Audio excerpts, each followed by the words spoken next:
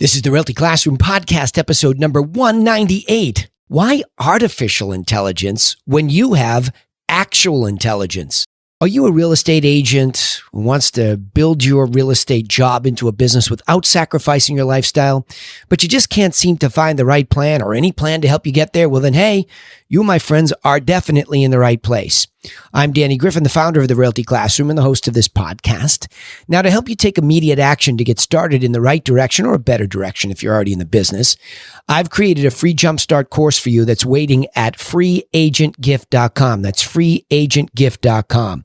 And again, what it is it's just a nice wireframe upon which you can build your business. Not mine, but it is what I want to share with you. And it is the best stuff. What to do that I can give away for free, expecting nothing from you in return. Please take advantage of it. I wish it existed for me when I started. I have had to learn the hard way. So I'm giving you a wireframe upon which you can build a better real estate agent business. All right, let's get into this. Why artificial intelligence when you have actual intelligence? And that's a question that I really want to pose to challenge you as the real estate agent, but more so you don't worry about what all of these consumers think when they go to the algorithm. Or you hear algorithm and everything's led by an algorithm. I get it. I mean, Facebook has an algorithm, YouTube has an algorithm, Instagram, and on it goes. Algorithm. That's what we hear.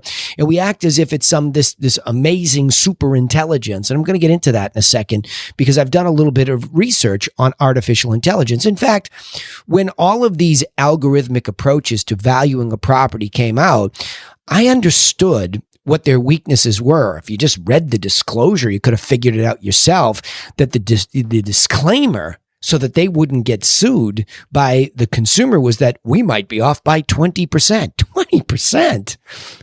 If you look at the statistics in your marketplace when it comes to how the business actually works, when a house is finally priced, or any property, when a property is finally priced correctly, it barely gives up many percentage points in negotiation. Now, if you're in a rural area and it's luxury and there's just not that much of it, you might see a spread of, say, average 10%. So somebody has $1 million property, 10% off that gives you a $900,000 sale. So that's a big spread when it comes to negotiation. But for the most part, it's a couple of points. And in a hot market, it's actually, you'll see markets like Seattle selling at 101, 102, 103% of their final asking price, meaning it's been bid up. So the 20% sounds absurd. I mean, it sounds like a wild guesstimate. You know why? Here we go. First of all, there's just too much noise about this narrow intelligence. And that's what this is, right? You see, if you understood what the artificial intelligence is, and by the way, algorithms and in artificial intelligence, it's a mathematical problem-solving system or process. And it's cool. Like, I mean, I'm really into artificial intelligence. I'm really curious. I mean, I'm curious about people like Elon Musk who are obsessed with it and who are, quite frankly, afraid of it because he, having this massive engineering brain and having built right down on the assembly line all the engineering that goes into Tesla and, more interestingly, SpaceX, he gets what artificial intelligence could become, and he has some real worries about it, whether it's from national security standpoint or whatever it might be. It is well beyond my pay grade to go down that pathway, but it is intriguing. But I can relate it to how it affects me in the context of real estate agency and share it with you. Because I remember going back in time and thinking, okay, well, wait a minute. Companies like Zillow are using big data. I mean, that wasn't a new terminology. Big data, data science. I mean, it's been around forever. It's just information that could be interpreted. And now if it can be interpreted by machines and machine learning, well, even more interesting. I'm fascinated by that. Can you find somebody who has competence in the build out of an algorithm that can go search big data and can spit out a value? Cool, right? I mean, that's pretty cool. But still, it leaves so much that needs actual intelligence of a real estate agent, because 20% variance and then all the variables that go into effect that from market to market, I mean, look, an algorithm has a greater chance of having some semblance of order when it comes to guesstimating a value if the product is very commoditized. What does that mean? Well, I always use the reference. Let's just say there's this massive open tract of land. And a developer comes in, like Toll Brothers, a big national company. They come in and they build out A model, B model, C model. Well, it's relatively easy to guesstimate the future of what A model would be to A model, right? But yet now all of a sudden you have all these variables. Where is it in the development?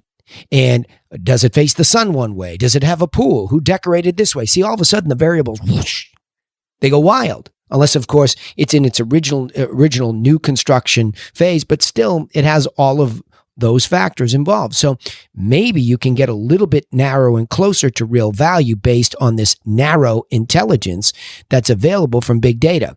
So that made me think.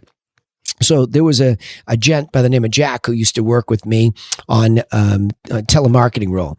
And we would go to lunch and we would talk because we were both sort of nerding out on all of this intelligence. And we would start to chat about it. And all of a sudden one day he said something, and I don't know what it was, but the wiring in my brain said, well, wait a minute. The big data that an algorithm has access to is an assessed value. And an assessed value, immediately people dismiss it. I had a seller dismiss this the other day. It doesn't mean anything. Yes, it does. Yes, it does. It's a valuation of a property. Yes, albeit it's not market value. It's 18 months plus or minus behind. That's what you call a lagging indicator of value, but it can be used. And that's what's being used by algorithmic approach to some level, right? Because it's big data and it exists in all of these public databases where we have property information. And in fact, it's all public and transparent at that level because the Department of Revenue in the United States stipulates that a county or an area has to approximate what a ready, willing, and able buyer would pay for a property. Now, I know there's a lot of variables and challenges to that, but you're not going to just throw that away and deny that that data exists. You're going to use it.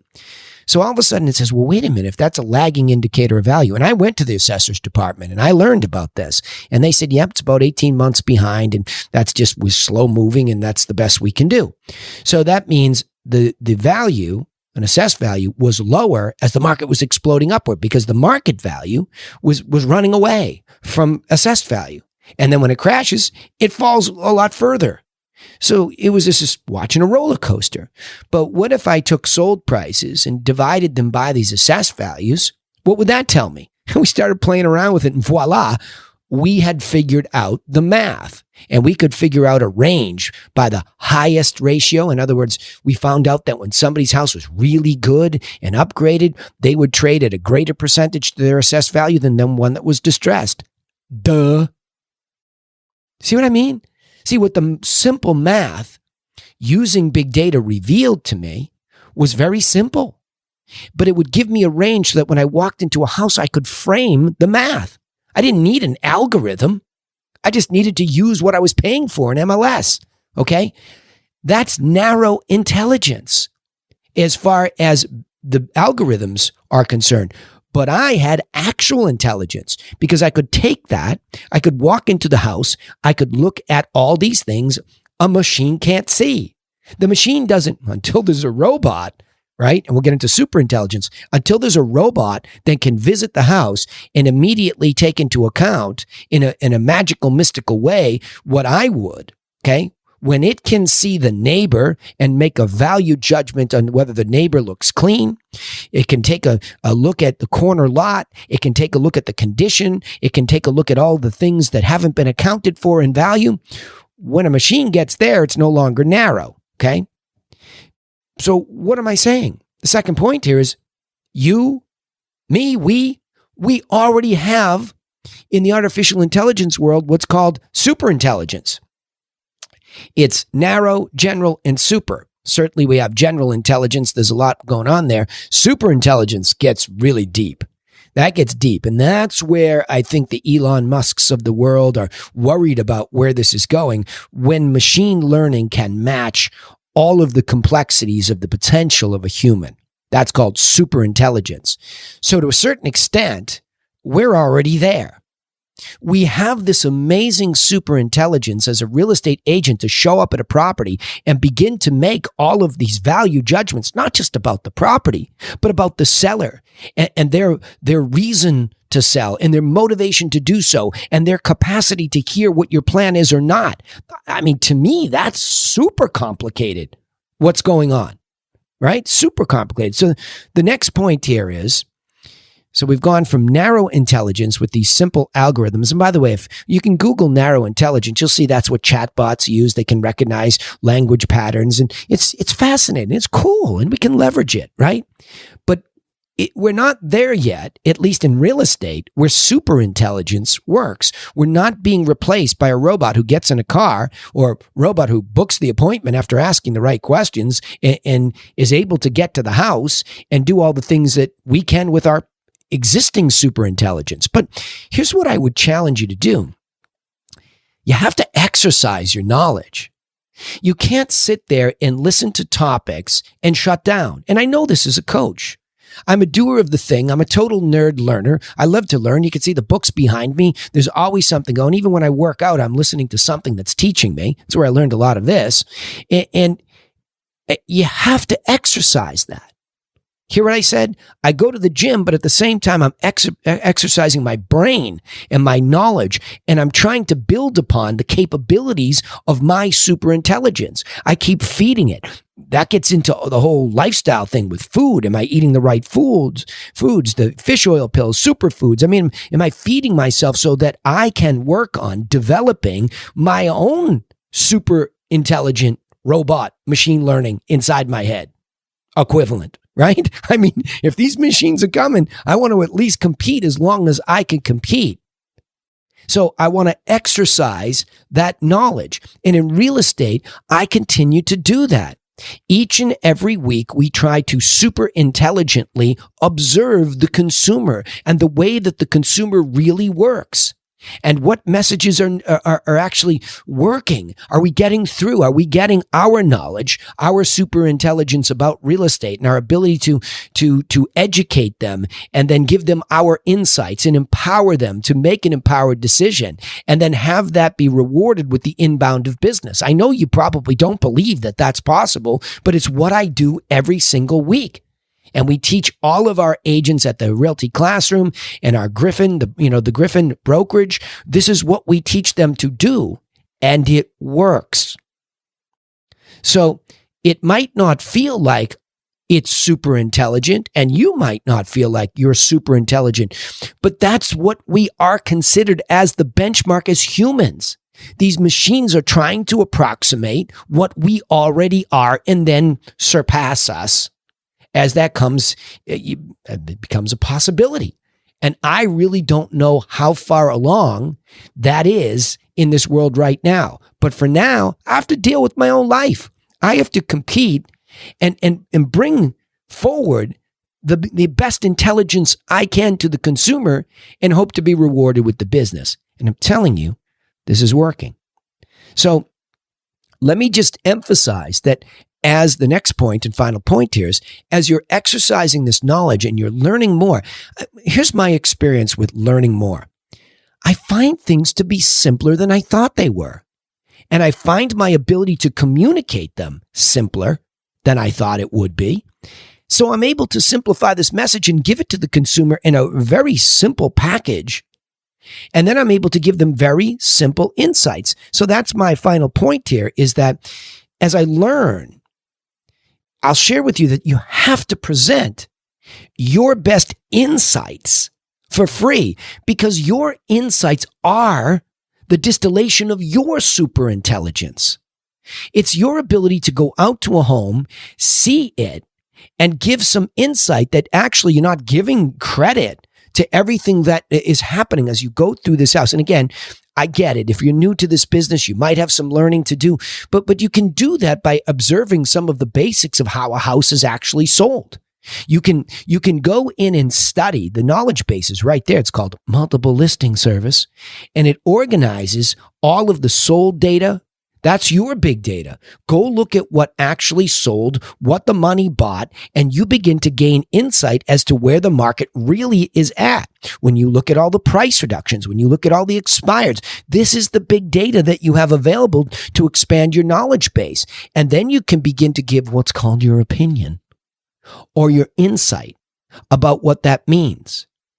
And when you give that insight away and it's helpful to the seller, to the buyer, and they feel empowered by all that super intelligence, which comes across as being simple, they will reward you with their business because you took the time to do this.